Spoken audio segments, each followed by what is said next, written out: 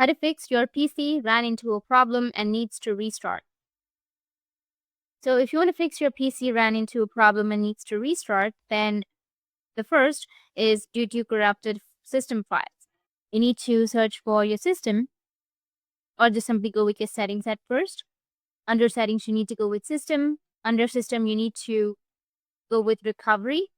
And here under advanced setup, go with restart now. Now under that option, after restarting your system should now run smoothly without crashing. Now let's talk about the second situation, which is your PC doesn't even boot and you're stuck on the blue screen. In this case, you'll need to access the Windows recovery option. Here's what you can do. Press and hold the power button on your PC until you see the Windows logo. Don't release it yet. This will force your PC to shut off. Now do the same process again. Press and hold the power button. Wait until you see the logo, then let go. Repeat this 3 to 4 times. After the third or fourth forced shutdown, you'll see the System Recovery menu. In the Recovery menu, click on the Troubleshoot, then select the Advanced options.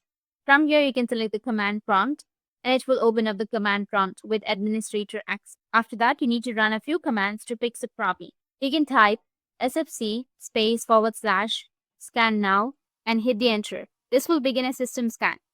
It may take a few minutes to complete. After it finishes 100%, type your second command, which is chkdsk C : and press the enter. Once that's done, enter the next command, which is bootrec /fixmb, and again hit the enter. The next command is bootrec /fixboot. Now again hit the enter, and now you need to enter boot sect /NT60 sys and press enter. And finally run your last command, which is boot rec /rebuild. Then hit enter. Once all these commands have run successfully, type exit and close the command prompt.